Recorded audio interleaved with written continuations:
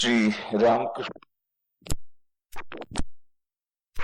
કથામૃત પર આપણે જે 103 ચર્ચાઓ કરી તેમાં આપણે જોયું કે કેવી રીતે માસ્ટર મહાશય મહેન્દ્રનાથ ગુપ્તમાં અનાયાસે આવી ચડે છે દક્ષિણેશ્વરમાં શ્રી રામકૃષ્ણ પરમહંસ પાસે ફરતા ફરતા બગીચો જોવા આવ્યા હતા, પણ અચાનક શ્રી રામકૃષ્ણ દેવ સાથે મુલાકાત થાય છે. મનમાં ઈરાદો હતો આત્મહત્યાનો, પણ એ શ્રી રામકૃષ્ણના સંપર્કમાં આવવાથી નવું જીવન મળે છે. કેવી રીતે શ્રી રામકૃષ્ણની વાણીથી પ્રભાવિત થઈને, એમના વ્યક્તિત્વથી પ્રભાવિત થઈને માસ્ટર મહાશય નિયમિત આવવાનું શરૂ કરે છે, અને પછી શ્રી રામકૃષ્ણ દેવ સાથે ભક્તોના જે કઈ વાર્તાલાપ થાય છે એ પોતાની ડાયરીમાં લખે છે, અને એ જ ડાયરી શ્રી રામકૃષ્ણ કથામૃત રૂપે પ્રકટ થાય છે. પહેલા બંગાળીમાં અને પછી વિભિન્ન ભાષાઓમાં એનો અનુવાદ થાય છે, અને કેવી રીતે લાખો પ્રતો વેચ ગઈ. સમસ્ત જગતમાં રામકૃષ્ણ કથામૃત કેવી રીતે પ્રસિદ્ધ થઈ રહ્યું છે, થઈ ગયું છે. કેટલાના જીવનમાં નવું અમૃત એ સિંચન કરી રહ્યું છે. આ બધી વાતો આપણે કરી હતી. અને શ્રી રામકૃષ્ણ કથામૃતના જે ગુજરાતીમાં 3 ભાગ છે, એ 3 ભાગના પહેલા ભાગમાં જે બીજો ખંડ છે એના 3જા અધ્યાયની ચર્ચા આપણે કરી હતી, જેમાં શ્રી રામકૃષ્ણ દેવ 2 એપ્રિલ 1882 ના રોજ રવિવારના રોજ બપોરના પ્રાણકૃષ્ણ મુખોપાધ્યાયના ઘરે જાય છે, અને ત્યાં બધી ચર્ચાઓ ચાલે છે. ઘણા બધા પ્રશ્નો, અત્યંત મહત્વના પ્રશ્નો, આપણા મનના પ્રશ્નો, દૈનિક જીવનના પ્રશ્નો, સાધકોના પ્રશ્નો, એ બધાની ચર્ચા થાય છે. સૌથી પહેલા શ્રી રામકૃષ્ણ દેવ કહે છે કે આ જગત જે છે એ દુઃખમય જગત છે, પણ લોકો ઈશ્વરને ભૂલી જાય છે અને સૃષ્ટિના આનંદમાં લાગી જાય છે. પછી ભૂલ ભૂલામણીમાં એકવાર પેઠા એટલે પછી નીકળવું કઠણ. સંસારમાં માણસ જાણે કે બળી જડી જાય, અને કેટલી જાતના દુઃખો છે સંસારમાં, એ બધાની ચર્ચા આપણે થોડીક કરી, વિસ્તારથી નથી કરી. પણ મોટા ભાગના લોકો એ જાણે છે કે કેટલા પ્રકારના દુઃખો અને કષ્ટો આ જગતમાં છે, અને સંસારમાં માણસ જાણે કે બળી જડી જાય એનો જાત અનુભવ પણ મોટા ભાગના લોકોને, કેટલા લોકોને થયો છે. એ વાત અલગ છે કે કેટલાકને એ બાલ્યાવસ્થામાં થાય છે, કેટલાકને યુવાવસ્થામાં થાય છે, મોટા ભાગના લોકોને વૃદ્ધાવસ્થામાં થાય છે. એ વાત અલગ છે કે કેટલા લોકોને એ થોડો સમય માટે થાય છે, પછી ભૂલી જાય છે, ને કેટલાક લોકો ભૂલી શકતા નથી ને વધારે સમય લાગે છે. પરંતુ જે લોકો ભાગ્યશાળી છે એ લોકો આ વાતને હંમેશા યાદ રાખે છે કે આ સંસારમાં દુઃખ વધારે છે, સંસારમાં માણસ બળી જડી જાય, એ વાતને તેઓ ઠીકથી સમજી શકે છે. પછી જયારે ભક્ત કહ્યું કે તારે ઉપાય શું છે, શ્રી રામકૃષ્ણ કહ્યું હતું ઉપાય છે સત્સંગ અને પ્રાર્થના. પછી બીજો પ્રશ્ન પ્રસ્થાપિત કરવામાં આવે છે કે પાપની ઈચ્છા શા માટે થતી હશે, એના વિશે પણ આપણે વિસ્તારથી ચર્ચા કરી. ગીતામાં અર્જુને શ્રી કૃષ્ણ પાસે જે પ્રશ્ન મૂક્યો હતો, જે પ્રશ્ન આપણા મનમાં જાગે છે, પહેલા તો શ્રી રામકૃષ્ણ ભગવાન ઉત્તર આપે છે એક ભક્તની દૃષ્ટિથી કે ઈશ્વરની ઈચ્છાથી બધું થાય છે, તો ઈશ્વરની ઈચ્છાથી પાપની ઈચ્છા પણ થાય છે. અને ત્યારે જયારે ભક્ત કહ્યું તો બહુ સારું, તો આપણે જે કઈ પાપ હોય તો કરી શકીએ, હવે આપણી પાસે પાપ કરવાની પરવાનગી મળી ગઈ. કેમ કે જવાબદારી તો મારી છે જ નહીં. ત્યારે શ્રી રામકૃષ્ણ સમજાવે છે, ના, એક નિયમ છે, એ નિયમનો નામ છે કર્મનો સિદ્ધાંત. એ કર્મ સિદ્ધાંત એવું કહે છે કે જો તમે સારા કર્મ કરશો તો તમને સારું ફળ મળશે, ખરાબ કામ કરશો તો ખરાબ ફળ મળશે. તો એના માટે તૈયાર રહેવું પડશે. જો ખરેખર તમે એમ માનતા હો કે મારી અંદરની જે બુદ્ધિ છે મારી બુદ્ધિ નથી, ઈશ્વરની બુદ્ધિ છે, તો કઈ વાંધો નથી. પણ એજન્ટશીપ, હું કરતા, એ જ્યાં સુધી હું કરતા એ જાતની કોઈ ભાવના મનમાંથી ગઈ નથી, ત્યાં સુધી એની આખી જવાબદારી અમારા માથે થઈ જાય છે. એટલે ત્યારે શ્રી રામકૃષ્ણ તરત જ પોતાનો સુર બદલીને પછી કર્મના સિદ્ધાંતની વાત કરી. પહેલા વાત કરી ઈશ્વરની ઈચ્છા, બધું ઈશ્વરની ઈચ્છાથી થાય છે. ભક્તની દૃષ્ટિથી બધું ઈશ્વરની ઈચ્છાથી થાય છે. પરંતુ જે ભક્ત હોય છે એ કદી પણ એવું પગલું નથી ભરતો કે જેનાથી ઈશ્વરની ઈચ્છાની વિરુદ્ધ જવાની કોઈ ઈચ્છા થાય. પણ ઈશ્વરની ઈચ્છા વિરુદ્ધ જવાની ઈચ્છા થાય કે કોઈ ખરાબ કર્મ કરવાની ઈચ્છા થાય, એનો અર્થ જ છે હજી સુધી મનમાં ઈશ્વરની ઈચ્છા ખરેખર આવી નથી અને આપણે પોતાની જાતને છેતરી રહ્યા છીએ. એટલે દલા પરવાડી વાત કરી હતી કે દલા પરવાડી બનવાથી સાવધાન રહેવું પડે. શ્રી રામકૃષ્ણ દેવ તરત જ એવું કહ્યું કે ઈશ્વરનો નિયમ જ એવો છે કે પાપ કરીએ તેનું ફળ ભોગવવું પડે. મરચું ખાધું તીખે ન લાગે, તીખું લાગે, તો એના માટે તૈયાર રહેજો. જે ઈશ્વરની ઈચ્છા જે પ્રમાણે હશે એ ઠીક છે, ઈશ્વરની ઈચ્છાથી તીખું લાગ્યું છે. એમ જ સમજે છે કે જીવનમાં જેટલું દુઃખ આવે છે એ બધું ઈશ્વરની ઈચ્છા છે અને બધું મારા સારા માટે છે અને મારા મંગલ માટે છે. કોઈ દિવસ જે ઈશ્વરનો સાચો ભક્ત એમ નહીં કહે કે હે ઈશ્વર, તે આવું કેમ કર્યું, તું આવો નિષ્ઠુર કેમ થઈ ગયો, મારા પર આટલું દુઃખ કેમ થયું, કોઈ દિવસ નહીં કહે. જો એમ કહે એનો અર્થ જ છે એ ઈશ્વરનો સાચો ભક્ત નથી અને એને ઈશ્વરમાં શ્રદ્ધા નથી. કેટલાય કે છે અમારી ઈશ્વરમાં શ્રદ્ધા ડગમગી ગઈ. કેમ? મારા જીવનમાં આટલું દુઃખ આપ્યું તો પછી ઈશ્વરને ભજીને શું ફાયદો થયો, આટલી પ્રાર્થના કરી તો શું ફાયદો થયો, એટલે મારો હવે ઈશ્વરની પ્રાર્થના કરવી નથી. એનો અર્થ જ છે ઈશ્વરનો એ સાચો ભક્ત નથી. જે ઈશ્વરનો સાચો ભક્ત છે એને બે વસ્તુ પોતાના મનમાં બહુ સરસ રીતે સમજાઈ ગઈ છે. નંબર 1 કે ઈશ્વર છે એ સર્વશક્તિમાન છે, એ સર્વશક્તિમાન છે. અને બીજું એક સમર્થક, એ બધું કરવા સમર્થ છે. અને બીજું એ જે કઈ કરે છે એ આપણા મંગલ માટે કરે છે. એ મંગલમય છે, એ મંગલમય છે, એ દયામય છે. એ હંમેશા જે કઈ કરશે એ આપણા મંગલ માટે કરશે. પણ કેવું મંગળ કરશે? કાયમી ધોરણનું મંગળ કરશે. એક ડોક્ટર કહે છે હું આનું મંગલ કરું છું. શું મંગલ કરો છો? છુરી લઈને આવ્યા મંગલ કરો છો? હા, પણ એનું ઓપરેશન કરીશ. અત્યારે દરરોજ એને અલ્સર થાય છે, પેટમાં દુખે છે, હંમેશા માટેની વ્યથા થઈ જશે. તત્પૂરતું તેમ લાગે છે કે આ ઘાતકી છે, ક્રૂર છે, છરી લઈને આવ્યો છે, પણ ઓપરેશન થિયેટરમાં આવ્યો છે, એનેસ્થેસિયા લઈને આવ્યો છે, ઓપરેશન કરશે. એવું નથી કે એને તમારા પ્રત્યે દર્દ નથી, એવું નથી કે દયાહીન છે, એવું નથી કે ક્રૂર છે, પરંતુ વધારે ગયા છે. એમ ચાહે છે કે તમારું અલ્સરનું જે દર્દ છે એ હંમેશા માટેનું મટી જાય. એટલા માટે તમે એને વારંવાર કહ્યું હતું કે ડોક્ટર સાહેબ મારું દર્દ મટાડી દો, એટલા માટે આજે છરી લઈને આવ્યો છે અને ઓપરેશન કરશે. અને જો સાચો ડોક્ટર હશે તો તમે ના પાડશો તોય કરશે. જો સારો ડોક્ટર હશે, શ્રી રામકૃષ્ણ કહે છે કે 3 પ્રકારના વૈદ્ય હોય છે. એક છે એકદમ નિકૃષ્ટ કોટીના વૈદ્ય, બીજા છે ઉત્તમ વૈદ્ય, અને ત્રીજા છે અતિ ઉત્તમ વૈદ્ય. પ્રથમ કોટીના જે વૈદ્ય હોય છે એની પાસે તમે જાઓ તો એ તમને દવા આપશે, દવા આપીને કહેશે ભાઈ દવા લેજે, આમ સમજાવી દેશે, બસ. પછી એ બીજા ધંધામાં લાગી જશે, તમે તમારા રસ્તે એને રસ્તે. એ કોઈ દિવસ એમ નહીં પૂછે કે ભાઈ તમે દવા લીધી કે નહીં, દવાથી શું થયું, ફાયદો થયો કે શું નહીં, કાંઈ નહીં.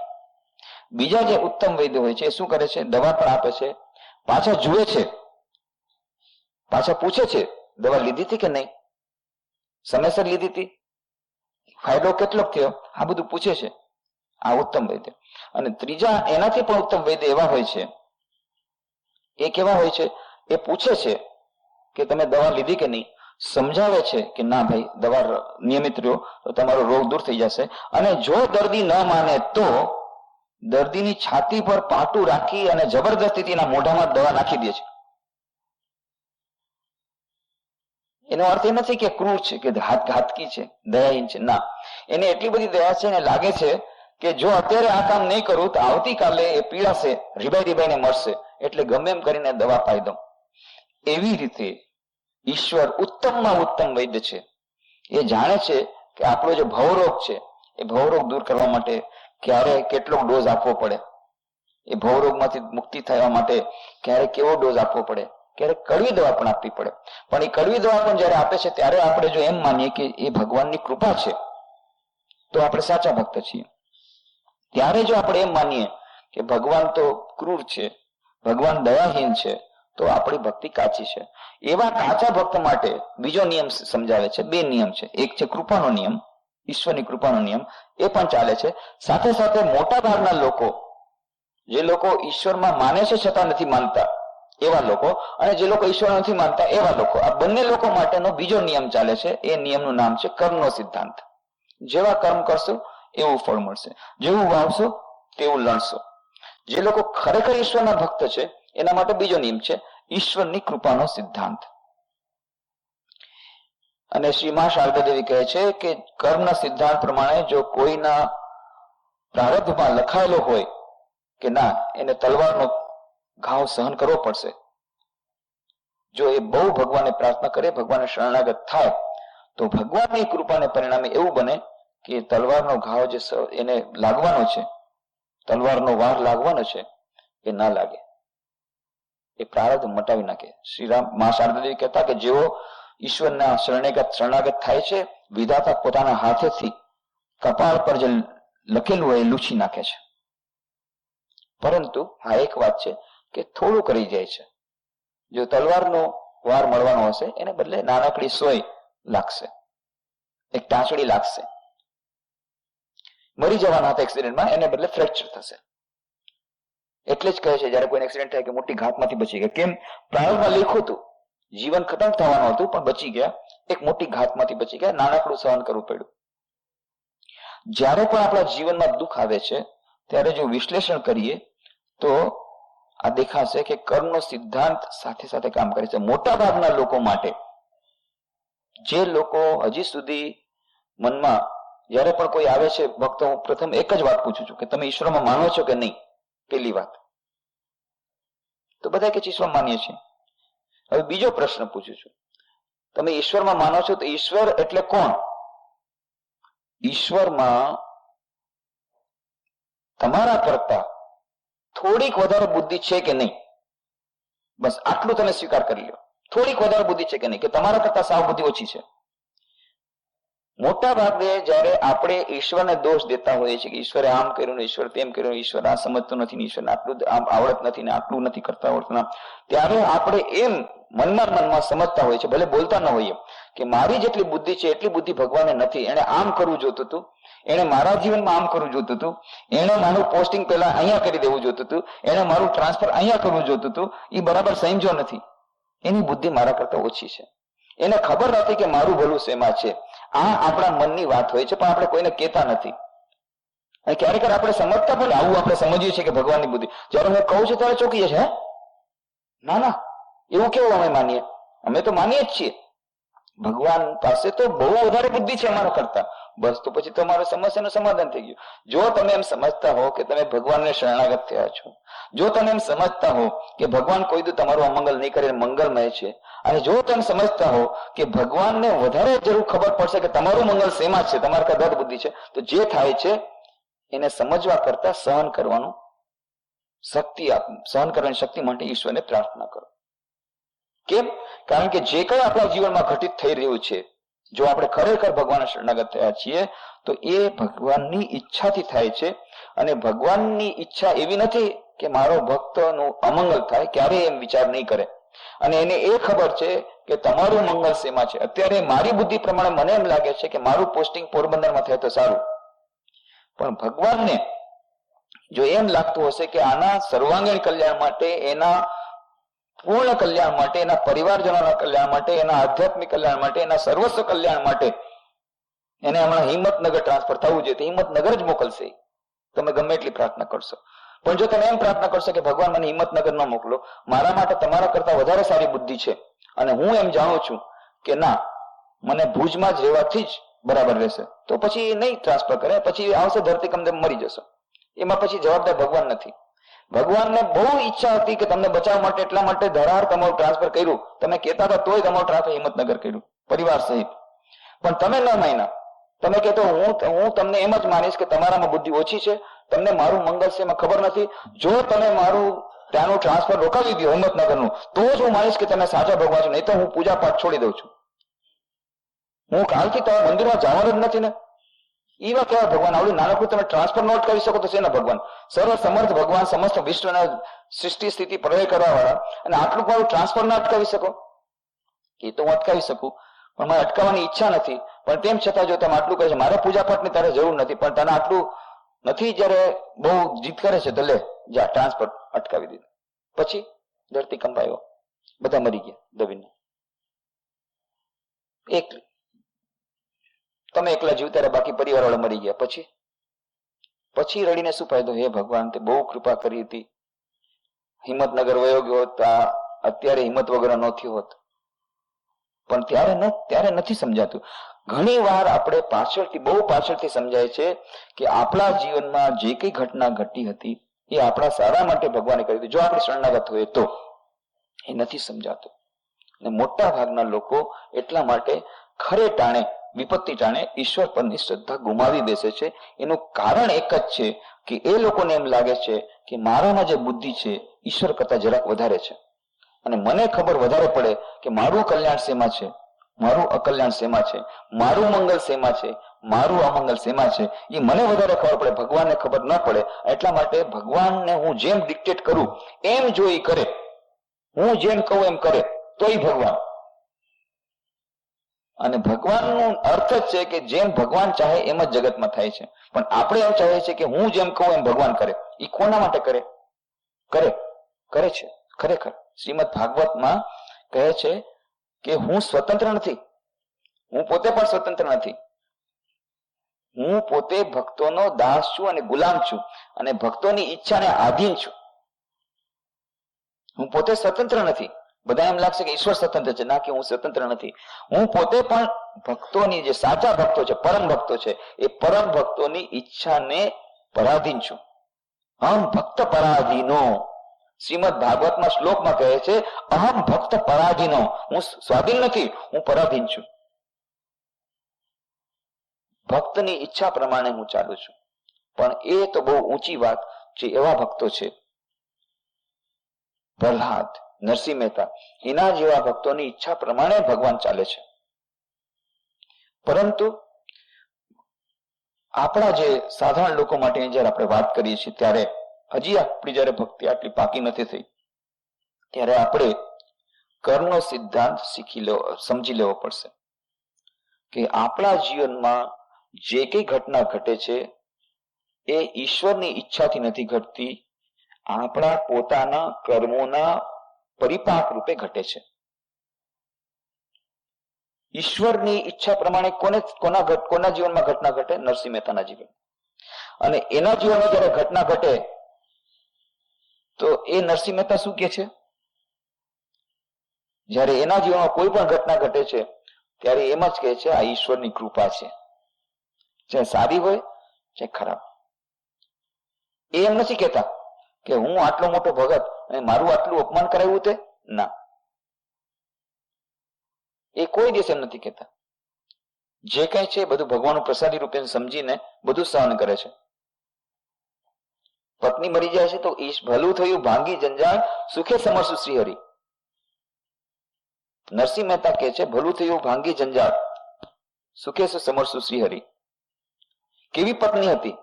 જેવી તેવી પત્ની નથી.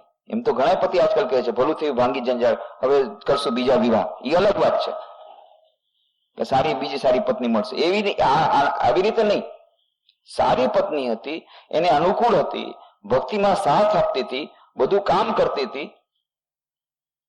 એવી પત્ની માટે કહે છે કે જેને કારણે એમને કેટલું જીવનમાં દુઃખ આવ્યું, તેમ છતાં ભલું થયું ભાંગી જંજાળ, સુખે સમજવું જોઈએ કે ચલો એ હવે જે અટેચમેન્ટ, આસક્તિના બંધન દૂર થઈ ગયા, તો હવે ભગવાનને નિશ્ચિત રૂપે ભજશું. એમાં પણ એ પોતાનો પોઝિટિવ પોઈન્ટ લઈ લે છે.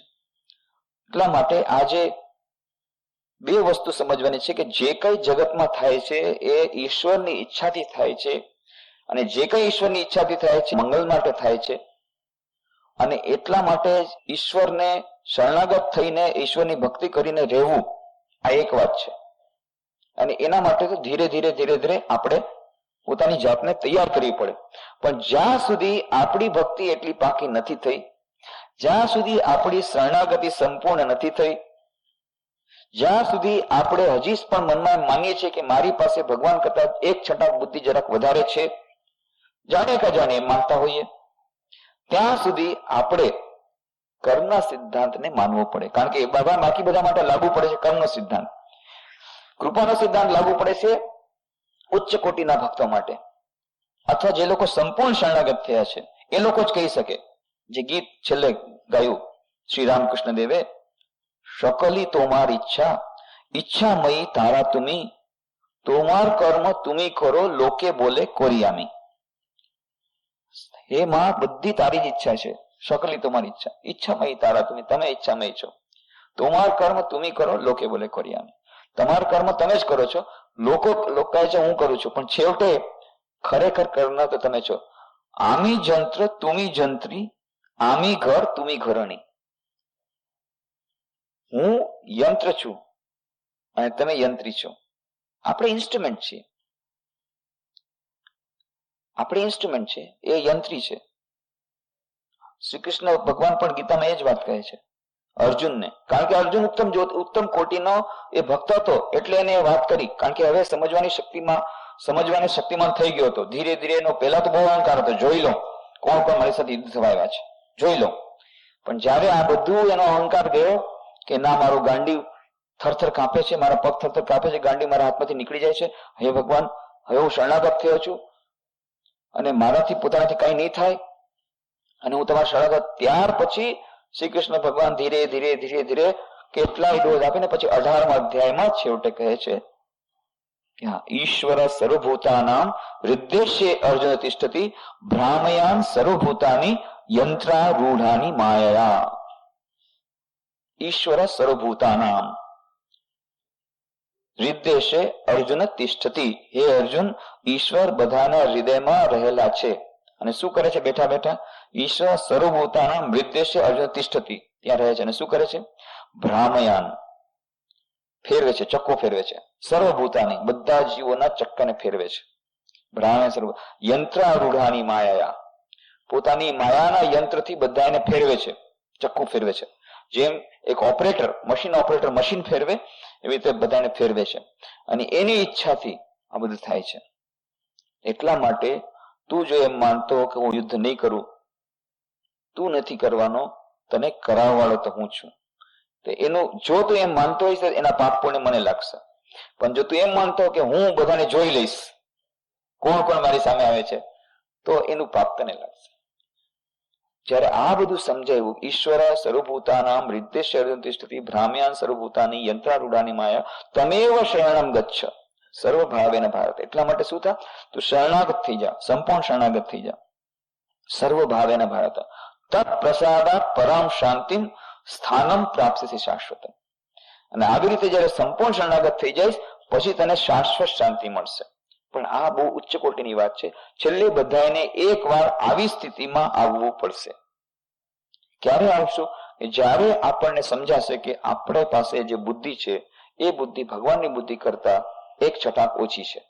જ્યાં સુધી આ અનુભૂતિ આપણા દિલમાં નથી ત્યાં સુધી હજી આપણો જે અહંકાર છે કે ના, હું જ કરવા વાળો છું અને ભગવાન ઠીક છે, ભગવાન પોતાની જગ્યા છે, પણ એને હજી સમજણ શક્તિ ઓછી છે. એને ખબર નથી પડતી કે એને ધરતીકંપ કેટલા ટાઈમે લાવવો જોઈએ કે એને કઈ જગ્યાએ લાવવો જોઈએ, એને કઈ સમજણ પડતી નથી. એને બધું મારે ફરે નવેસરથી એને ટીચિંગ મારે આપવું પડશે. એટલે એ બધી જ્યાં સુધી મનમાં વાત છે ત્યાં સુધી શરણાગતિની તો વાત જ નથી આવતી. આપણે શરણાગત કોને થઈએ? કે જ્યારે આપણે એના પ્રત્યેક સંપૂર્ણ આપણી પાસે વિશ્વાસ હોય, શ્રદ્ધા હોય કે ના, આ વ્યક્તિને આપણે શરણાગત થશું તો આપણું અમંગલ નહીં કરે અને એના પાસે આપણી કરતા વધારે સારી બુદ્ધિ છે ને એ વધારે સમજે છે કે શું કરું છું શું નહીં. પણ જ્યાં સુધી આપણા મનમાં આવું બધું ચાલે છે, ગડમથલ ચાલે છે કે આ ભગવાન છે કે નહીં, હોય તો પછી આવું શું કરવા કર્યું, તો હોય તો પછી એ પાછું દયામય છે કે નહીં, દયામય હોય તો પછી નિષ્ઠુરતાની આવી વાત કેમ કરે છે, એમાં શું શક્તિ નહીં હોય કે આ ધરતીકંપને અટકાવવાની, તો જો શક્તિમાન ન હોય તો પછી ઈશ્વર શેનો થયો. આવી બધી જાતની આપણા મનમાં હજી ગડમથલ ચાલે છે. ત્યાં સુધી આ સંપૂર્ણ શરણાગતિ શું, શરણાગતિની વાત નથી આવતી. ત્યાં સુધી આપણે શું ચાલે? જ્યાં સુધી આવી વાત છે ત્યાં સુધી કર્મનો સિદ્ધાંત આપણા માટે છે. જેવા કર્મ જેવું કામ કરશું તેવું ફળ મળશે. અને આ કર્મનો સિદ્ધાંત જેમ લો ઓફ ગ્રેવિટેશન કામ કરે છે, ગુરુત્વાકર્ષણનો નિયમ ભૌતિક જગતમાં, એમાં માનસિક જગતમાં કામ કરે છે. એટલા માટે સ્વામી વિવેકાનંદ એકવાર જો કર્મનો સિદ્ધાંત સમજાઈ જાય કે આપણા જીવનમાં જે કંઈ ઘટે છે, જે ભક્ત એમ માને છે ઈશ્વરની કૃપાથી થાય છે, ઈશ્વરની કૃપાથી થાય છે, અને એટલા માટે હું સંપૂર્ણપણે એમ માનું છું ઈશ્વર ક્યારેય મારું અકલ્યાણ નહીં કરે. અત્યારે મને ભલે ગમે એટલું કડવું લાગતું હોય, આ દુઃખ મારા ઉપર જે પડ્યું છે, વિપત્તિ પડી છે, બહુ જ મને વિપત્તિજનક લાગતી, બહુ જ મને દુઃખમય હોય, તેમ છતાં હું પૂર્ણપણે માનું છું જે કઈ દુઃખ મારા જગત મારા જીવનમાં છે ઈશ્વરે જો મોકલ્યું છે તો મારા કલ્યાણ માટે હશે. અને એટલા માટે હે ભગવાન, તે ભલે દુઃખ આપ્યું, હજી આપજે, પણ એને સહન કરવાની શક્તિ આપજે. આ છે સાચો ભક્ત. પણ એવી જાતની ભક્તિ બહુ ઓછામાં છે. બીજા લોકો માટે શું રસ્તો છે એ લોકોએ જાણી લેવું છે કે જે લોકો આવા સંપૂર્ણ શરણાગત નથી, એના જીવનમાં કર્મનો સિદ્ધાંત કામ કરે છે. જેવું કામ કરશે એવું, જેવું કરશે એવું પામશે. જો આ એક વાર સમજાઈ જાય તો પછી શું થશે? એને એમ લાગશે કે જે કઈ મારા જીવનમાં દુઃખ આવ્યું, એ દુઃખ માટે જવાબદાર કોણ છે? XYZ નથી, ફલાણું ઠીકાણું નથી. કોણ છે જવાબ? હું પોતે. કેમ? મારા પોતાના પૂર્વજન્મોના અથવા પૂર્વના કર્મોના પરિપાક રૂપે મને આ દુઃખ મળ્યું. તમે કહો છો કે ભાઈ મારો આમાં કોઈ વાંક નથી. તમે કહો છો મારો વાંક શું છે? તમે કહો કે મારો વાંક નથી, એ મારી પત્ની જેવી છે, વારંવાર મારી સાથે ઝઘડો કરે છે, અને નથી હું બતાવતો તોય મારી સામે વાઘણની જેમ તરાપ મારે છે, અને બકબક કરે છે, અને દિવસ રાત મને સતાવે છે, અને મારા પર વાસણ ફેંકે છે. એમાં મારો કોઈ જાતનો વાંક નથી. હું એને બતાવતો રહ્યો તેમ છતાં મારા ઉપર અટેક કરે છે, તેમ છતાં મારા પર આક્રમણ કરે છે. એમાં તમે કહો છો મારો વાંક ક્યાં આવ્યો? તો તમારો વાંક એ છે, એની સાથે પરિણામ શું કરવા? આ તમારો વાંક છે.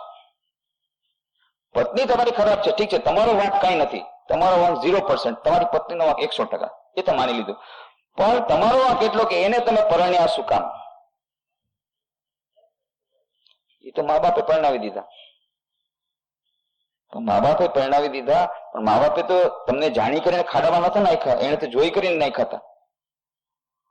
તો મુખ્ય વાત છે કે આપણા જીવનમાં જે કઈ ઘટે છે, ઠીક છે, મારા બાપે મારા ઉપર આમ કર્યું, અત્યાચાર કર્યો. અરે બાપે અત્યાચાર કર્યો, પણ તમારો બાપ આવો કેમ થયો? તમે એને ત્યાં શું કરવા આવ્યા? જન્મ લેવા માટે. કોને કારણે આવ્યા? પોતાના પ્રારબ્ધ પ્રમાણે તમને આ ઘર મળ્યું, પોતાના પ્રારબ્ધ પ્રમાણે તમને આવી પત્ની અથવા આવા પતિ મળ્યા કે જે દારૂ પીને રોજ રાતના લાત મારે છે. તમને તમારો વાંક કઈ નથી. તમે એની પૂરી આટલી બધી સેવા કરો છો, તેમ છતાં દરરોજ આવીને દારૂ પીને રોજ લાત મારે છે. તમે મારો કઈ વાંક નથી, ઠીક છે, પણ તમે તમારી સાથે એનો વિવાહ કેમ થયા? તમને એવા પતિ કેમ મળ્યા? આ બધું વિચાર કરો. મુખ્યત્વે ફરી કરીને આવે છે પોતાના પ્રારબ્ધ પ્રમાણે. તમે ઠીક છે, થોડું પુરુષાર્થ પ્રમાણે તો બધું છે, પણ આ પુરુષાર્થ જ પ્રારબ્ધ રૂપે આવે છે. પ્રારબ્ધ બીજું કઈ નથી. આપણું પૂર્વજન્મનો કર્મ, એ જ જે પુરુષાર્થ છે એ વર્તમાન કાળમાં પ્રારબ્ધ રૂપે આવે છે. હવે આમાંથી બે વસ્તુ છે. જે લોકો પ્રારબ્ધવાદી છે, શું માને છે? ભાઈ જીવનમાં જે ભાગ્યમાં હશે એ તો ભાગ્યમાં છે, તો લમણે હાથ દઈને બેસી જાઓ અને રડવા માંડી જાઓ.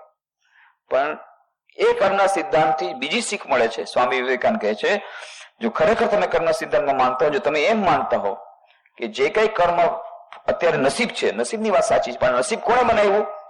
મારા પૂર્વજન્મ કર્મોએ અથવા મારા પૂર્વના કર્મોએ. તો સ્વામી વિવેકાનંદ કહે છે, જો મારા પૂર્વના કર્મોને પરિણામ રૂપે મારું વર્તમાનનું પ્રારબ્ધ બન્યું છે, એ જ વસ્તુ બતાવે છે કે મારું ભવિષ્યનું જે પ્રારબ્ધ છે એ મારા પોતાના વર્તમાનના પુરુષાર્થ દ્વારા હું નિર્મિત કરી શકું છું, અને એમાં લાગી જાઓ. You are the creator of your own destiny. તમે સ્વયં પોતાના ભાગ્યના નિર્માતા છો. પાપ માટે કોઈને જવાબદાર નહીં ગણતા. હું પોતે કરું છું, એની જવાબદારી મારે લેવી પડશે. જે કઈ કામ કરું છું, મેં પોતે ખોટું કામ કર્યું છે, અને એ ખોટું કામ કર્યું હોય કે ન કરવું હોય, જવાબદારી પોતાના માથે લઈ લો. જે કઈ દુઃખ હું ભોગું છું અત્યારે, એના માટે હું પોતે જવાબદાર છું. એકવાર જયારે આ જવાબદારી લેશું, દુઃખ અડધું ઓછી થઈ જશે. અત્યારે મોટાભાગનું દુઃખ એટલા માટે છે કે ફલાણે મને દુઃખ આપ્યું, ઢીકાણે મને દુઃખ આપ્યું, આણે મારા ઉપર આટલું અપમાન કર્યું, આણે મારા કર્યું. અપમાન કર્યું અર્થ શું છે? કોઈ વ્યક્તિ તમને અપમાન કોણ કરી જાય? કેમ કરી જાય? અપમાન કોને લાગે? જેની પાસે અહમ હોય એને. ટકરાવટ જયારે થાય છે અહમ અને અહમની, ત્યારે અપમાન અને માન અને અપમાન અને સન્માન અને અસન્માન બધી વાત છે. એનો અર્થ છે તમારો અહંકાર છે. અને જયારે અહંકાર હોય છે ત્યારે ટકરાટ થશે.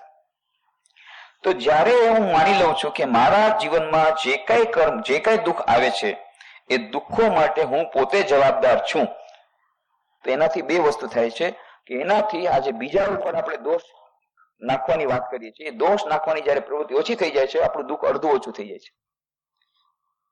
બીજામાં દોષ જોવાની પ્રવૃત્તિ ઓછી થાય. અને બીજી વાત છે ત્યારે સાહસ આવે છે કે ઠીક છે, જો હું પોતે મારા પોતાના દુઃખો માટે જવાબદાર છું તો મારું ભવિષ્યનું દુઃખ પણ હું મારા પોતાના કર્મો દ્વારા હું હટાવી દઈશ.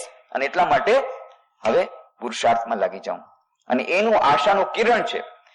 જો બીજા કોઈએ મારા પર દુઃખ નાખ્યું હોય તો હું એને ન મિટાવી શકું. ભગવાને નાખ્યું હોય ન મિટાવી શકું. ફલાણા XYZ નાખ્યું હોય ન મિટાવી શકું. પણ મેં પોતે જો મારા દુઃખનું નિર્માણ કર્યું હોય તો એ પોતે હું મારા પોતાના દ્વારા દુઃખ દૂર કરી દઈશ. એક અદ્ભુત શક્તિનો સંચાર થઈ જાય છે જયારે આ વાત સમજાય છે. ત્યારે ગમે એવી વિકટ પરિસ્થિતિમાં એકવાર એ માણસને તમે સમજાવી દો, કર્મનો સિદ્ધાંત થોડો કે સમજી જાય તો બસ પછી એનામાં અદ્ભુત હિંમત આવે છે. કેમ? ત્યારે એને ખબર પડે છે કે મારા જીવનમાં જે કઈ દુઃખ છે, જે કઈ વિપત્તિ છે, એના માટે હું પોતે જવાબદાર છું. ભલે પર લાગે છે એમ પ્રત્યક્ષ તો બીજું કોઈ જવાબદાર છે, XYZ જવાબદાર, પણ એ XYZ ની સાથે તમારી મુલાકાત કેમ થઈ, એની સાથે તમારો સંબંધ કેમ થયો, એના પર વિચાર કરો.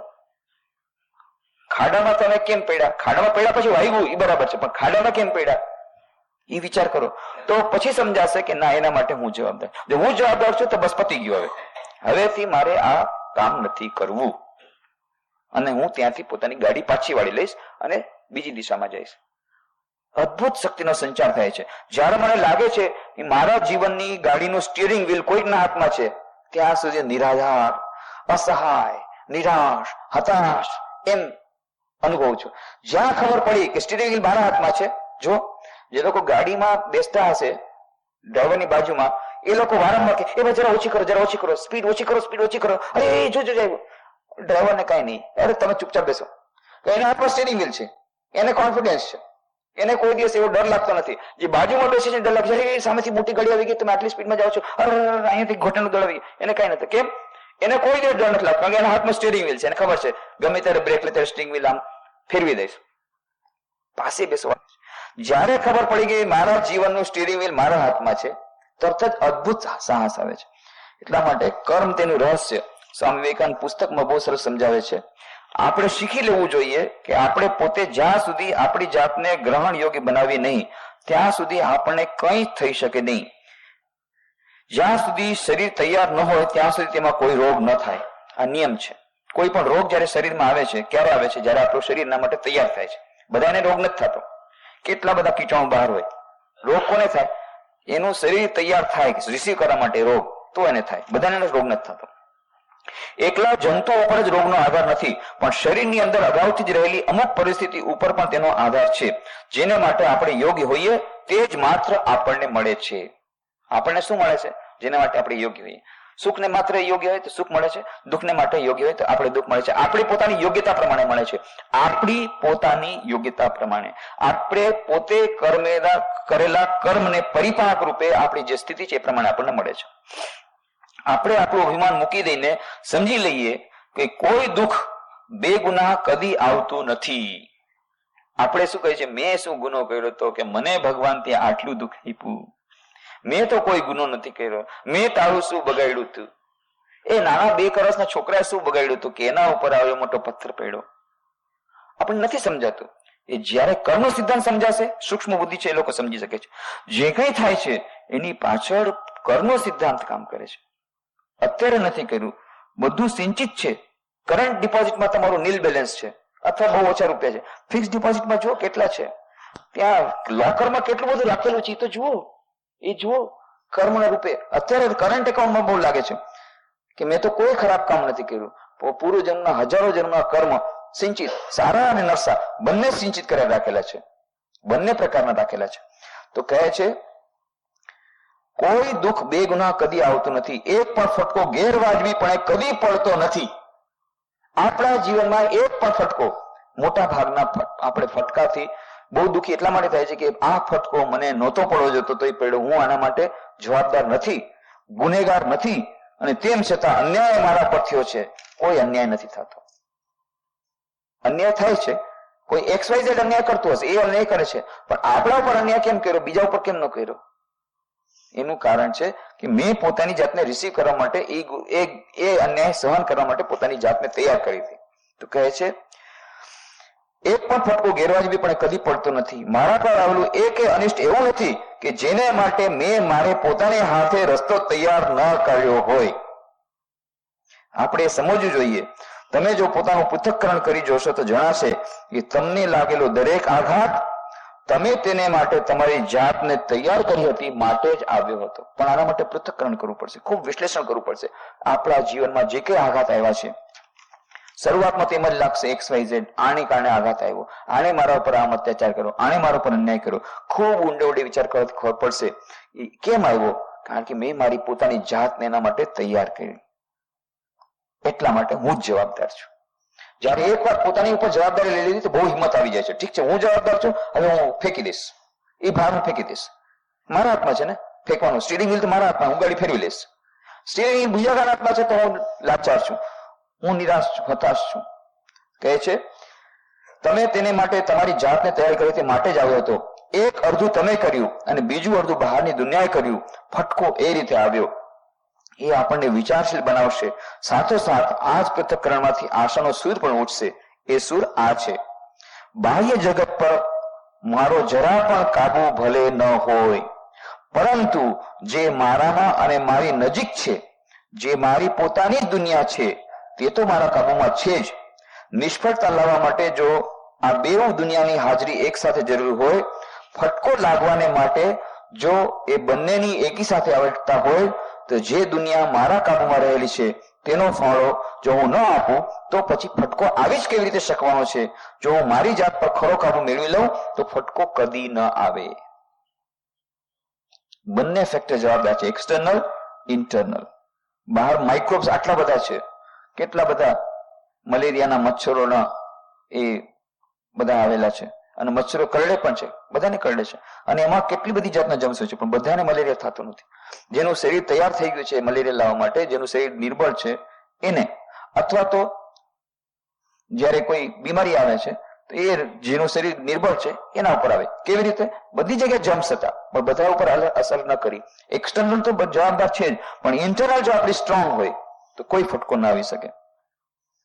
આપણે બાળપણથી જ કાયમ આપણી પોતાની બહારની કોઈક વસ્તુ ઉપર જ દોષ ઢાળી નાખવાની કોશિશ કરતા હોઈએ છીએ. આપણે હંમેશા બીજા લોકોને સુધારવા સારું ખડે પગે ઉભા હોઈએ છીએ, પણ પોતાની જાતને કદી નહીં. બધાને સુધારવાના છે, આખી દુનિયા સુધારવાની વાત કરે, પોતાની જાતને સુધારવાની કોઈ દિવસ પ્રયત્ન કરતા નથી. જો આપણે દુઃખી થઈએ તો કહીએ છીએ ઓહ આ તો શેતાનની દુનિયા છે. આપણે બીજાને ગાળો દઈએ છીએ કે સારા કેવા લટ ને બેવકૂફો છે. પરંતુ જો આપણે ખરેખર એટલા બધા સારા હોઈએ તો એવી દુનિયામાં આપણે હોઈએ શું કામ? આખી દુનિયા જો બહુ ખરાબ છે, આપણે એમાં શું હોઈએ છીએ? એનો અર્થ છે આપણે હજી એના માટે આ દુનિયામાં રહેવા લાયક છીએ એટલે જ રાખ્યા છે. નહીં તો બીજી સારી દુનિયામાં કેમ નથી આપણે જતા? હજી આપણે એને માટે તૈયાર નથી. જો આપણે એટલા બધા સારા હોય તો એવી દુનિયામાં આપણે હોઈએ શું કામ? જો આ દુનિયા શેતાનની જ હોય તો આપણે પણ શેતાન જ હોવા જોઈએ, નહીતર આપણે અહીં હોઈએ જ શા માટે? અરે દુનિયા લોકો એટલા બધા સ્વાર્થી છે. આ કેટલા બધા લોકો મને આવીને કે કેટલા આ દુનિયા બેકાર છે, સમાજ કેવો થઈ ગયો, લોકો એવા સ્વાર્થી છે, લોકો કેવા થઈ ગયા છે આજકાલ. સાંભળો, અરે દુનિયા લોકો એટલા બધા સ્વાર્થી છે. સ્વામીજી કહે છે વાત ખરી, પણ જો આપણે સારા હોઈએ તો એવી સોબતમાં આપણે શા માટે પડ્યા હોઈશું? એનો તો જરા વિચાર કરો, જરા તો વિચાર કરો કે શું કરવા તમે એની સોબતમાં છો, કેમ આવી દુનિયામાં? એના માટે પણ આપણે જવાબદાર છીએ. જેને માટે આપણે લાયક હોઈએ તે જ આપણને મળે છે. દુનિયા ખરાબ છે અને આપણે સારા હોય સારા છીએ એમ કહેવું એ નરાતા જૂઠાણું છે. એવું બની શકે નહીં. એ આપણે પોતાની જાતને હળહળતું જૂઠું જ કહીએ છીએ. હળહળતું જૂઠું છે. દુનિયા સારી નથી અને હું સારો છું એવું બની શકે. દુનિયા શેતાન, આખી દુનિયા શેતાનની છે. તમે શું કરો છો અહીંયા? શેતાનની દુનિયામાં તમે શેતાન જ છો. આપેલી વાત સ્વીકાર કરવો પડશે. એટલા માટે શીખવાનો પહેલો પાઠ આ છે. સ્વામીજી કહે છે શીખવાનો પહેલો પાઠ આ છે. એકદમ કક્કા બારાખડીથી શરૂઆત થઈ ગઈ, પાછી કક્કા છે ને. આપણે બધા આધ્યાત્મિક જગતમાં હજી નાના બાળક છીએ, શિશુ છીએ. એટલે શીખવાનો પહેલો પાઠ આપણને શીખવાડે છે સ્વામીજી વિવેકાનંદ. શીખવાનો પહેલો પાઠ આ છે, બહારની કોઈ બાબતને નહીં ભાંડવાનો. બહારની કોઈ બાબત ભાંડવાનું બંધ કરી દો. ફલાણો આમ છે ને, ઢીકાણો આમ છે, લૂચો લુચ્ચો છે ને, આમ છે તેમ છે, આને આમ કર્યું, મારો પણ આમ છે કે નોણા છે, આવી દુનિયા આમ છે ને, સમાજ આમ થઈ ગઈ. પણ બીજો કોઈ માણસ ઉપર દોષનો ટોપલો નહીં ઓઢાડવાનો નિશ્ચય કરો. કહે છે બીજા કોઈ માણસ ઉપર દોષનો ટોપલો નહીં ઓઢાડવાનો નિશ્ચય કરો. મરદ બનો અને ટટા રહીને દોષ પોતાના ઉપર વળી લો. તમને જણાશે કે હંમેશા સાચું જ હોય છે. પહેલા પોતાને જ પકડો. જે કઈ મારા જીવનમાં દુઃખ આવ્યું છે એના માટે હું પોતે જવાબદાર છું. જે કઈ ઘટિત થઈ રહ્યું છે એના માટે હું જવાબદાર છું. કર્મના સિદ્ધાંત પ્રમાણે જે કઈ મારા જીવનમાં દુઃખ આવ્યું છે એના માટે એટલા માટે મારા દ્વારા હું પોતાનું પૂરું કરીશ. એક ક્ષણે આપણે આપણા મરદપણાની વાત કરીએ છીએ. આપણે દેવો છીએ, આપણે બધું જાણીએ છીએ, આપણે બધું કરી શકીએ છીએ, આપણે નિષ્કલંક નિર્દોષ અને દુનિયામાં નિસ્વાર્થ લોકો છે એવી બધી વાતો આપણે કરી છે. અને બીજી ક્ષણે એક નાનકડો પથ્થરો આપણને ઈજા કરે છે. કોઈ એક હાલીમવલીનો ગુસ્સો આપણને આઘાત પહોંચાડે છે. રસ્તે ચાલતો ગમે તે અદનો આદમી આ દેવોને દુઃખી કરી શકે છે. એ શું શરમની વાત નથી? જો આપણે દેવો હોઈએ તેવું બને ખરું? વાંક દુનિયાનો છે એ વાત શું ખરી છે? પવિત્રમાં પવિત્ર ઊંડામાં ઊંડા આત્મા એવા ઈશ્વરને આપણે કોઈ પણ યુક્તિ પ્રયોગથી દુઃખી કરી શકાય ખરો? જો તમે એવા નિસ્વાર્થી હો તો તમે ઈશ્વર તુલ્ય છો. કઈ દુનિયા તમને નુકસાન પહોંચાડી શકવાની છે? મહારૌરો નરકમાંથી પણ તમે હિમખીમ અને અલિપ્ત રહીને નીકળી જઈ શકશો. પરંતુ તમે ફરિયાદ કરો છો અને બહારની દુનિયા પર દોષ ઢાળી દેવા માંગો છો. એ હકીકત જ બતાવે છે કે તમને બાહ્ય જગતનું ભાન છે, અને તમને એ ભાન છે એ જ બતાવે છે કે તમે જે હોવાનો દાવો કરો છો તેવા તમે નથી. બાહ્ય જગત તમને નુકસાન કરે છે એવી કલ્પના કરીને અને અરે આ તો શેતાનની દુનિયા છે, ફલાણું મને નુકસાન કરે છે, ઢીકાણો મને હેરાન કરે છે વગેરે જાતની બૂમો પાડીને દુઃખ પર દુઃખના ઢગલા ખડકીને તમે તમારો ગુનો ઉલટો વધુ મોટા બનાવો છો. એ તો દુઃખમાં જૂઠાણ ઉમેરવા જેવું છે. આપણે આપણી જાતને સંભાળવાની છે એટલું આપણે કરી શકીએ. થોડાક સમયને માટે પારકી પંચાયત કરવાનું છોડી દઈએ. આપણે સાધનને સંપૂર્ણ બનાવીએ એટલે પરિણામ એની મેળે આવશે. કારણ કે આપણા જીવન સારા અને પવિત્ર હોય તો જ દુનિયા સારીને પવિત્ર થઈ શકે. દુનિયા તો એક કાર્ય છે, કારણ આપણે છીએ. એટલા માટે આપણી જાતને શુદ્ધ બનાવીએ, આપણે આપણી જાતને સંપૂર્ણ બનાવીએ તો બધું ઠીક થઈ જશે, આખી દુનિયા ઠીક થઈ જશે. બી એન્ડ મેક એટલે સ્વામી વિવેકાનંદ પહેલા પોતે બનો પછી આપણે જો નિષ્કલંક બની જશું, આપણે પોતે નિસ્વાર્થ થઈ જશું, આપણે પણ પવિત્ર થઈ જશું, દુનિયા પોતાની મળે સારી થઈ જશે. અને આપણી નજરમાં આખી દુનિયા બદલાઈ જશે. જેવી દૃષ્ટિ તેવી સૃષ્ટિ. ત્યારે આપણને બધા સારા જ સારા લાગશે. અત્યારે આપણને બધા લાગે છે ખોટા બોલા, અન્યાયી, લુચ્ચા, કારણ કે એ બધું અંદર પડેલું છે.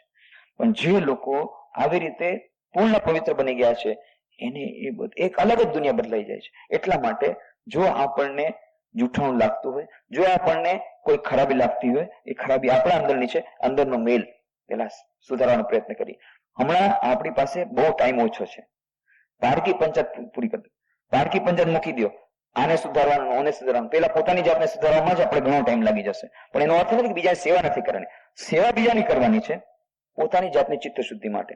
અને પોતાની ચિત્ત શુદ્ધ થઈ જશે ત્યારે ખરેખર બીજા બધા પોતાની માટે સુધરી જશે, અથવા તો આપણને દેખાશે કે બધા સુધરી રહ્યા છે. એટલા માટે આ જે કર્મ સિદ્ધાંત છે, એક વાર જો આપણને સૂક્ષ્મ બુદ્ધિથી સમજાઈ જાય, પૂર્વનો સિદ્ધાંત અને કર્મ સિદ્ધાંત, તો મોટા ભાગના આપણા દુઃખો ઘણા ઓછા થઈ જાય અને આપણને જીવન જીવવાની કળા મળી જાય. જો મારું વર્તમાનનો પ્રારબ્ધ મારા ભૂતકાળના પુરુષાર્થ દ્વારા નિર્મિત થયું હોય તો મારું ભવિષ્યનું પ્રારબ્ધ મારા વર્તમાનના પુરુષાર્થ દ્વારા નિર્મિત થશે. એટલા માટે જે થઈ ગયું એ ભૂતકાળને ભૂલી અને નવેસરથી પોતાના ભવિષ્ય, ઉજ્જવળ ભવિષ્ય અને સોનેરી ભવિષ્યના ઘડતરમાં લાગી જાઓ, પુરુષાર્થમાં લાગી જાઓ. એક પણ ટાઈમ ગુમાવ્યા વગર. કારણ કે ટાઈમ બહુ ઓછો છે, સમય બહુ ઓછો છે. કેવળ મનુષ્ય જન્માતા થઈ શકે, બીજી કોઈ યોનિમાં આ કર્મ થઈ શકતા નથી. બીજી કોઈ યોનિને કર્મ કરવાની સ્વતંત્રતા નથી. એ બધી ભોગ યોનિ છે. નવી રીતે કર્મ કરી, સારા કર્મ કરીને ખરાબ કર્મોની ફળને બાદબાકી દઈ અને સ્વતંત્ર ઈચ્છા શક્તિ પ્રમાણે પોતાની સ્વતંત્ર ઈચ્છા શક્તિને માન આપીને એનો બરાબર સદુપયોગ કરીને સંપૂર્ણ વિશ્વથી પરે અને બધા નિયમોથી પરે જઈ અને સંપૂર્ણ ઈશ્વર સાથે એક તાદાત્મ્ય સ્થાપવું અને અખંડ સચ્ચિદાનંદ બ્રહ્મ સાથે એક થવું અને સચ્ચિદાનંદનો લાભ કરવો અથવા અનંત સુખ, અનંત શાંતિ, અનંત જ્ઞાન મેળવવું,